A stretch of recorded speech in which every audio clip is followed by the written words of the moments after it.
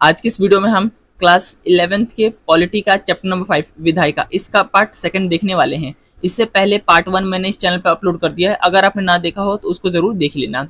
और इसके अलावा जब भी आप इन वीडियोस को देखा करो तो इनके नोट्स बना लिया करो, क्योंकि एग्जाम के टाइम ये नोट्स ही काम आने वाले हैं। आप एनसीईआरटी बुक को वापस से रिवीजन नहीं कर सकते, उसको वापस से रीड नहीं कर सकते। तो जितना शॉर्ट नोट्स होगा उतना ही ज़्यादा आपको हेल्पफुल होगा, एग्जाम में कम टाइम में ज़्यादा से ज़्यादा रिवीजन कर पाओगे। तो स्टार्ट करते हैं वीडियो को। देखो मैंने इस पूरे चैप्टर को ना शॉर्ट नोट्स के रूप में कंप्लीट करा रखा है, तो इनके नोट्स जरूर बना लेना। अब देखो स्टार्ट करते हैं वीडियो को। हमारा जो टॉपिक है वो है कि संसद कानून कैसे बनाती है। इससे पहले वाले जो वीडियो उसमें हमने देख लिया संसद क्या है, संसद के कार्य क्या है, लोकसभा क्या होता है, राज्यसभा क्या होता है, इनकी शक्तियां क्या क्या होती है, ये सारी चीजें हमने देख ली है। आज हम देखने वाले हैं कि जो संसद है उसका जो मुख्य काम है वो कानून निर्माण करना है। तो हम देखने वाले हैं इसका प्रोसेस क्या रहने वाला है। ठीक है, इसकी मतलब जो प्रक्रिया होती है वो कौन सी प्रक्रिया है, किसकी किन किन चीजों से होकर कोई कानून बनता है, विधेयक क्या होता है, विधेयक कानून के रूप में कैसे पारित होता है, उन सब चीजों को हम इसमें देखने वाले हैं। ठीक है, तो देखो पहले इसमें लिखा है विधेयक की डेफिनेशन। तो विधेयक की बात करें तो प्रस्तावित कानून, मतलब जो भी कानून बनने वाला है तो उस प्रस्तावित कानून के प्रारूप को हम विधेयक कहते हैं। कहने का मतलब अगर कोई भी कानून बनने वाला है तो उस कानून के बनने से पहले उसको एक मतलब कच्चे रूप में तैयार किया जाता है। ठीक है, एक ड्राफ्ट तैयार किया जाता है कि उस कानून में क्या क्या चीज आने वाली है। तो जो कच्चा रूप है इस कानून का वही कहलाता है विधेयक। ठीक है, और जब यही विधेयक पास हो जाता है तो ये बन जाता है कानून, जिसको हम आगे अभी देखने वाले हैं।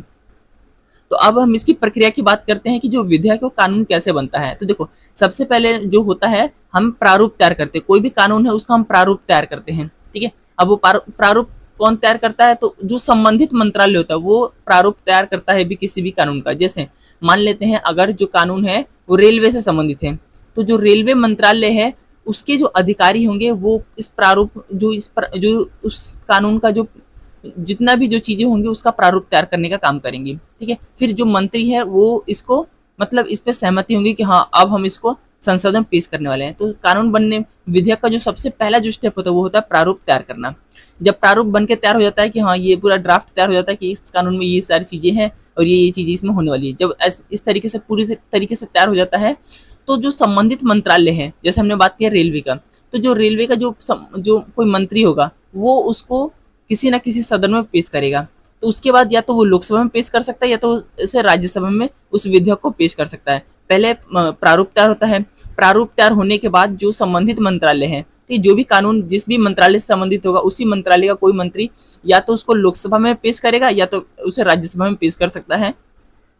उनके पास ऑप्शन होता है। ठीक है, कोई ऐसा नहीं है कि पहले लोकसभा में लाना है फिर राज्यसभा में लाना है, लेकिन कुछ कंडीशन और कुछ ऐसे भी विधेयक होते हैं जिनको केवल पहले लोकसभा में ही लाना होता है। जैसे जिसको हमने कल भी डिस्कस कर लिया था वो है धन विधेयक। धन विधेयक को केवल हम लोकसभा में ला सकते हैं, डायरेक्ट राज्यसभा में नहीं लेके आ सकते। ठीक है, तो उसको भी हम आने वाले टाइम में भी और थोड़ा देख लेंगे। तो वैसे हम सामान्य विधेयक की बात कर रहे हैं कि नॉर्मली कोई कानून बनेगा तो उसको पहले प्रारूप तैयार कर लिया, अब लोकसभा में लेके आओ या राज्यसभा में लेके आओ। जैसे मान लेते हैं लोकसभा में लेके गया पहले, ठीक है, लोकसभा में लेके जाएगा उसको, तो उस विधेयक को लोकसभा में हमने पेश कर दिया। अब हमने लोकसभा में अगर पेश कर दिया तो उसके बाद होगा क्या कि जो विधेयक होगा उसको संसदीय समिति के पास भेजा जाएगा। एक तो तरीका ये है, देखो अगर कानून बनाना है तो जो संसद है इसके दो मुख्य भाग हैं। पहला है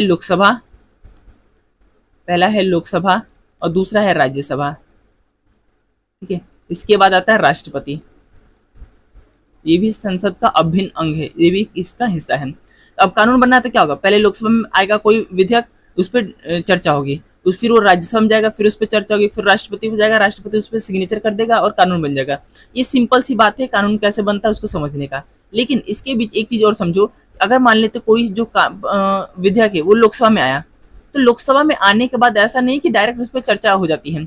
अगर देखो लोकसभा में डायरेक्ट चर्चा उस पर कराओगे तो उसके लिए एक सीमित टाइम होता है, 4 घंटा 5 घंटा के आसपास, मतलब इस तरीके से आपको टाइम दिया जाता है कि आप उस पर डायरेक्ट बातचीत कर सकते हो। बिल्कुल डिटेल से उस पर डिस्कशन नहीं हो सकता। अगर आप चाहते हो, लोकसभा के जो सांसद वो चाहते हैं कि इसमें बिल्कुल डिटेल से एक एक जो अनुच्छेद या एक एक जो कानून है उस पर बातचीत हो, तो उसके लिए उसको भेज दिया जाता है संसदीय समिति के पास।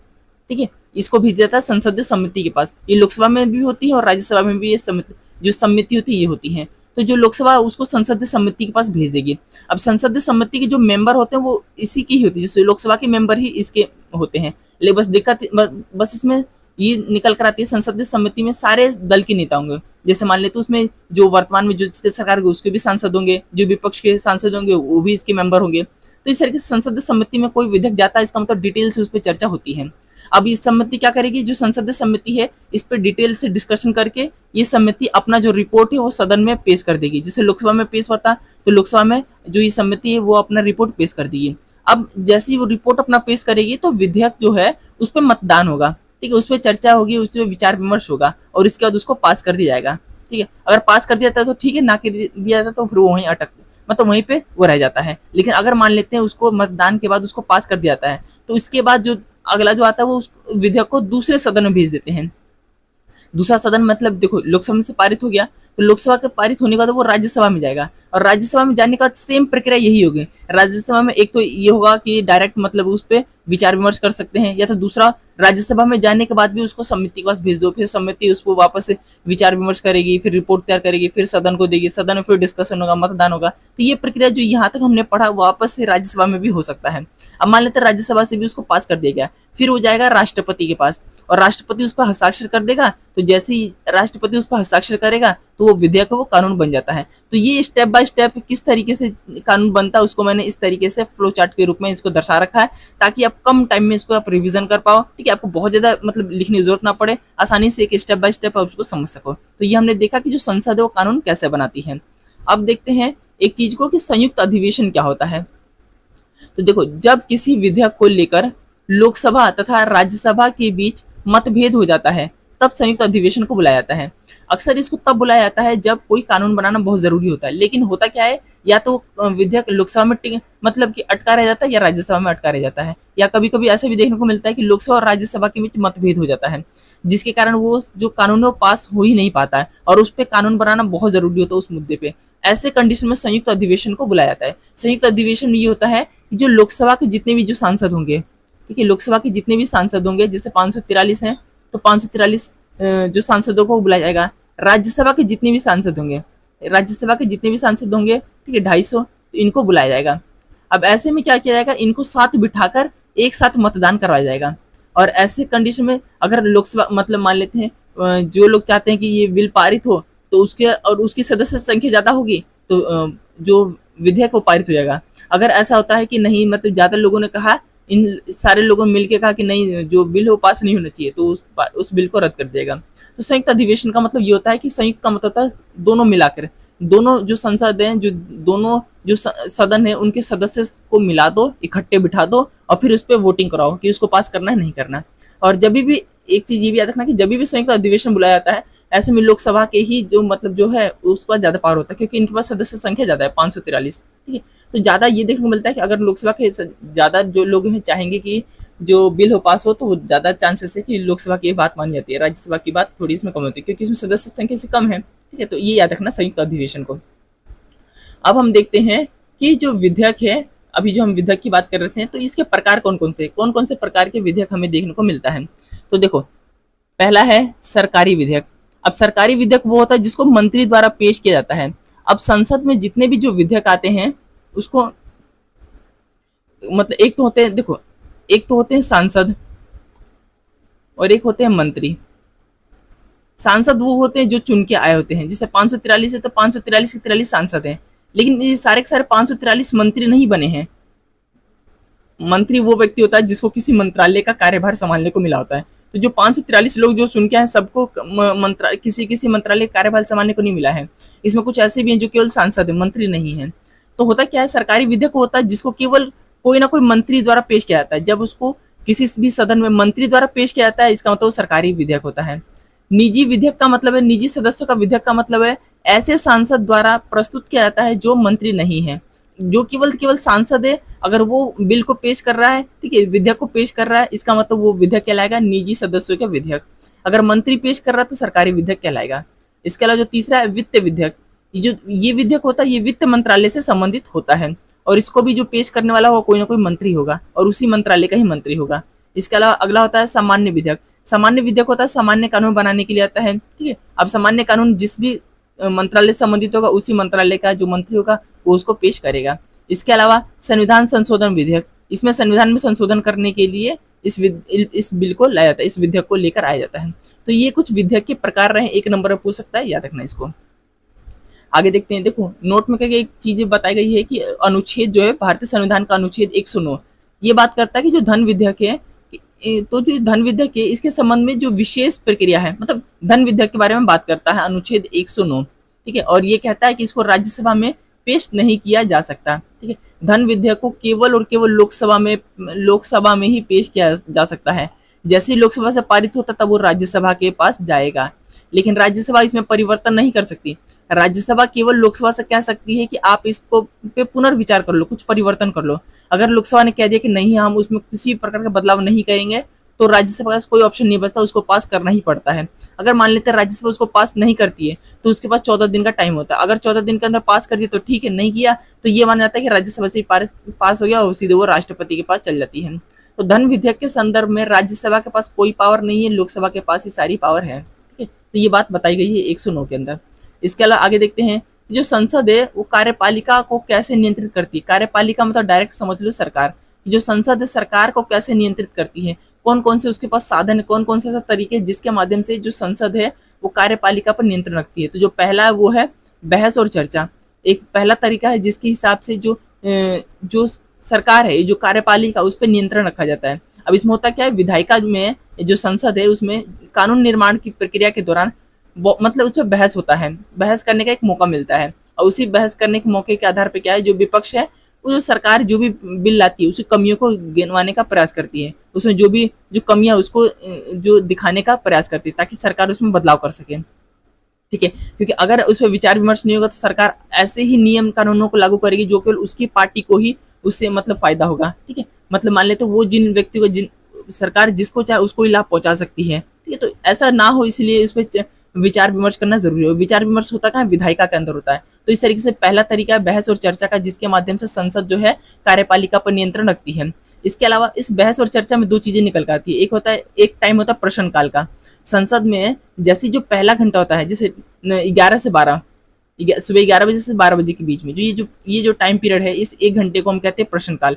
इसमें होता है कि जो मंत्री होते हैं, मंत्री को सदस्य के तीखे सवाल, मतलब विपक्ष जो भी है उसके तीखे सवालों का जवाब देना पड़ता है, ठीक है। और ऐसे में मंत्री प्रश्नकाल में जो भी प्रश्न पूछा जाता है उस मंत्री को जवाब देना पड़ता है, कंपलसरी होता है प्रश्नकाल में। एक आता है शून्यकाल। शून्यकाल में क्या होता है, इसमें जो सदस्य होता है किसी भी मुद्दे को उठा सकता है, लेकिन मंत्री उसका उत्तर देने के लिए विवश नहीं है। प्रश्नकाल में तो विवश है लेकिन शून्यकाल में विवश नहीं है। तो इस तरीके से बहस और चर्चा एक तरीका है कार्यपालिका पर नियंत्रण रखने का। दूसरा जो तरीका है वो है कानूनों की स्वीकृति या अस्वीकृति। विधायिका चाहे तो किसी कानून को पास भी कर सकती है, उसको नकार भी सकती है, उसको रद्द भी कर सकती है, ठीक है। देखो संसद किसी भी विधेयक को पास कर सकती है या तो फिर उसको उस विधेयक को रोक भी सकती है। अब ये किस तरीके से होता है, क्योंकि अब सदन में दो, मतलब कोई भी जो कानून है वो दो सदनों से होकर गुजरता है, लोकसभा से और राज्यसभा से। अगर लोकसभा ने पास कर दिया तो फिर राज्यसभा से भी पास कराना पड़ता है, ठीक है। तो अब कई बार क्या होता है, सरकार के पास लोकसभा में बहुमत होता है, लोकसभा से आसानी से पास करा लेती है, लेकिन राज्यसभा में उसके पास बहुमत नहीं होता, राज्यसभा में वो जो विधेयक वो अटक के रह जाता है, ठीक है। तो इस तरीके से जो विधेयक है, जो विधायिका उसके पास पावर है किसी भी कानून को स्वीकृति देने की या अस्वीकृति देने की। तीसरा जो तरीका वो वित्तीय नियंत्रण, ठीक है। अब ऐसा नहीं कि जो सरकार बन गई है तो सरकार अपने मन तरीके से पैसों का खर्च करेगी, देश की जनता को जो कर है उसको अपने तरीके से यूज करे, ऐसा नहीं होगा। सरकार को एक हिसाब भी देना पड़ता है, ठीक है।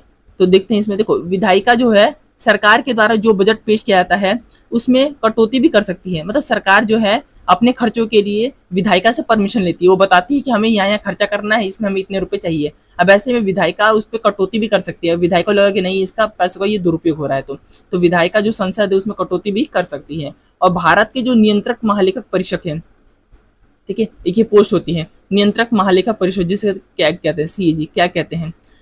तो जो ये कैग है और संसद की लोक लेखा समिति की रिपोर्ट के आधार पर धन के दुरुपयोग के मामले में पड़ताल भी कर सकते हैं, अगर विधायिका को लगे कि जो धन है उसका दुरुपयोग हो रहा है तो।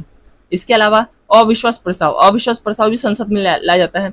ये तब लाया जाता है जब विपक्ष को लगता है कि सरकार जो है संसद में बहुमत साबित नहीं कर पाएगी, क्योंकि अब मुख्यतः क्या है, वर्तमान में जो भी सरकार बनती है ना वो गठबंधन की सरकार बनती है। अब गठबंधन के सरकार में हमेशा सभी को साथ लेके चलना होता है, ठीक है। अगर मान लेते 4 पार्टियों ने मिलकर सरकार बनाई है तो चारों पार्टी की जो सांसद है सबको मिला के रहना पड़ता है। अगर विपक्ष को लगे कि नहीं, जो 4 में से जो 2 पार्टियां ऐसी हैं जो कि अपना बहुमत वापस ले सकती हैं, तो जो विपक्ष होती है अविश्वास प्रस्ताव ला जाती है। जब भी संसद में अविश्वास प्रस्ताव लाया जाता है तो जो चुनी हुई जो सरकार, जो वर्तमान सरकार है, उसको बताना पड़ता है कि हमारे पास बहुमत है, उसको दर्शाना पड़ता है, उसको संसद में साबित करना पड़ता है। अगर वो संसद में साबित नहीं कर पाएगी, मतलब कि उनके पास बहुमत है, तो इसका मतलब जो मंत्रिमंडल है उसको त्याग पत्र देना पड़ता है, ठीक है, और इस तरीके से सरकार गिर जाती है, वापस से इलेक्शन कराना पड़ता है। तो अविश्वास जो प्रस्ताव है, ये मतलब सबसे ठोस तरीका है सरकार पे एक तरह का दबाव बनाने का। तो ये हमने देखा कि जो संसद है किस प्रकार से कार्यपालिका पे नियंत्रण रखती है। आगे देखते हैं।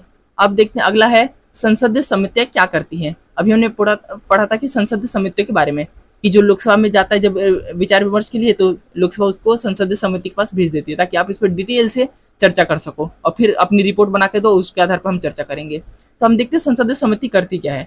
तो कानून को बनाने हेतु उससे जुड़े विषयों पर गहरा अध्ययन करती है। अगर जैसे डायरेक्ट लोकसभा में विचार विमर्श कराए तो उस पर शायद उतना मतलब डिटेल से बहस ना हो सके, लेकिन जब संसदीय समिति उस पर मतलब कि अध्ययन करती है तो उस पर गहरा अध्ययन करती है, डिटेल अध्ययन करती है, एक एक पॉइंट को देख के अध्ययन करती है उस पर। तो संसदीय समिति एक काम तो ये हो गया। दूसरा, मंत्रालय के अनुदान की जो मांगे होते हैं उनका अध्ययन करती है, ठीक है। अलग अलग मंत्रालय अलग अलग अनुदान मांगते हैं कि मतलब विधायिका से परमिशन लेते हैं कि हमें इसके खर्चे के लिए ये चाहिए, इसके खर्चे के लिए इतने रुपए चाहिए, तो उस पर उन सब चीज़ों का भी अध्ययन करती है, देखरेख करती है। इसके अलावा विभिन्न मंत्रालय द्वारा किए गए व्यय का पड़ताल करती है, जांच पड़ताल करती है कि कहाँ पैसा कितना खर्च हो रहा है, किस प्रकार से खर्च हो रहा है। इसके अलावा भ्रष्टाचार के मामलों की भी पड़ताल करती है। तो जो संसदीय समिति होते हैं इनके पास कुछ ये मुख्य कार्य होते हैं, ये कुछ मुख्य काम करते हैं। आगे देखते हैं संसदीय जो समितियां होती है वो दो तरह की होती है। एक होती है स्थायी समितियां। अभी स्थायी समितियां वो होती है जो परमानेंट होती हैं। संयुक्त समितियां वो होती हैं जो मतलब कुछ टाइम के लिए बनाई जाती हैं। जैसे मान लें तो कोई विधेयक आया, तो कोई विधेयक में तो ये होता है कि जैसे लोकसभा में आया तो लोकसभा की जो समितियां हैं वो इस पर चर्चा करेंगे, फिर राज्यसभा में जाएगा, राज्यसभा की समितियां इसको चर्चा करेंगी। लेकिन संयुक्त समिति में ये होता है कि डायरेक्ट आओगे उस विधेयक पे, मतलब उस विधेयक को डिटेल से जांच पड़ताल करने के लिए जो लोकसभा की जो समितियां हैं उसको बुला लेंगे और राज्यसभा की समितियां उसको बुला लेंगे। डायरेक्ट क्या करेंगे, दोनों समिति को इकट्ठे बुला कर उस पर विचार विमर्श करा देंगे। इसको कहते हैं संयुक्त समितियां। तो इस तरीके से दो तरह की समितियां हैं। आगे देखते हो लास्ट जो टॉपिक वो है 52वां संविधान संशोधन। ये हुआ था 1985 के अंदर, और ये जो हुआ था इसके द्वारा आया दल बदल निरोधक कानून। ये कानून को लाया गया, इंट्रोड्यूस किया गया 1985 के अंदर 52वां संविधान संशोधन के माध्यम से। इसमें कहा गया कि अगर कोई सदस्य अपने दल के नेतृत्व के आदेश के बाद भी सदन में उपस्थित ना हो अथवा दल के निर्देशों के विपरीत सदन में मतदान करे या स्वेच्छा से दल की सदस्यता से त्यागपत्र दे दे तो उसे दल बदल कानून कहा जाता है। सिंपल सा मैं तुम्हें एक चीज समझाता हूँ। देखो, जैसे एक पार्टी आम आदमी पार्टी है, ठीक है, और एक पार्टी बीजेपी। अब मान लेते एक व्यक्ति जो है आम आदमी पार्टी से टिकट लिया और यहाँ से वो जीत गया, ठीक है। अब मान लेते कल को क्या होता है, कुछ 3-4 महीने बाद क्या होता है, वो व्यक्ति क्या करेगा कि आम आदमी पार्टी छोड़ देगा और बीजेपी में चला जाएगा। मान लेते हैं ऐसा एक केस होता है। तो अब ऐसे केस में क्या होगा, अगर जैसे वो व्यक्ति, पहले क्या होता था 1985 से पहले जब ये कानून नहीं था, तब अगर एक व्यक्ति अभी आम आदमी पार्टी छोड़ के बीजेपी पे जाएगा, तो जैसे मान लेते हैं बीजेपी के पास 10 सीटें हैं, आम आदमी पार्टी के पास 50 सीटें थी। तो अब जैसे आम आदमी पार्टी के पास एक विधायक जाएगा ना, तो इनका एक विधायक कम हो जाएगा, इनके पास 49 विधायक ही रह जाएंगे और इसके पास हो जाएगा 11 विधायक, क्योंकि एक प्लस हो जाएगा। तो इस तरीके से विधायक और जो सांसद है उनकी खरीद फरोख्त बहुत ज्यादा होती थी, बहुत ज्यादा मतलब विधायकों को खरीदा जाता था, लालच दिया जाता था। अब ये कानून क्या कहता है, ये कानून कहता है कि अगर आपने आम आदमी पार्टी से टिकट लिया, ठीक है, और आम आदमी पार्टी से आप जीत गए, यहाँ पे आप जीत गए, लेकिन जब आप मान लेते पार्टी चेंज करते हो 6 महीने बाद, कभी भी पार्टी चेंज करते हो, तो अब ऐसा नहीं होगा कि यहाँ का विधायक यहाँ जाके जुड़ जाएगा। यहाँ पे पहले आपको त्यागपत्र देना होगा और फिर जाओ। इससे क्या होगा, जो इसके पास जो सांसद होंगे वो कम नहीं होंगे। जैसे मान लेते 50 थे, तब हो तो 49 जाएंगे, लेकिन एक जो सीट है वो खाली हो जाएगी। ऐसा नहीं है कि एक विधायक इसके पास चल जाएगा, इसके पास 10 विधायक तो 10 ही रहेंगे, ठीक है, इसके पास कोई विधायक बढ़ेगा नहीं। तो दल बदल जो निरोधी कानून है वो यही कहता है कि उसको अपना सीट त्यागना होगा, ठीक है। और इस बात का मतलब जांच पड़ताल कौन करता है कि जो दल बदल हुआ है नहीं हुआ, तो जो लोकसभा का जो स्पीकर होता है, अध्यक्ष होता है, वो ये डिसाइड करता है कि जो दल बदल कानून किस पे लागू होता है, किस पे लागू नहीं होता। तो ये चीजें हमने इसमें देखी, और इस तरीके से जो ये चैप्टर हुआ ये हुआ कंप्लीट। और इसी तरीके से मैंने बाकी जो चैप्टर्स उनको भी इसी प्रकार से शॉर्ट नोट्स के रूप में समझा रखा है, उसको कवर करा रखा है। तो सारे वीडियोस जरूर देख लेना और उनके नोट्स बना लेना। मिलते हैं नेक्स्ट वीडियो में।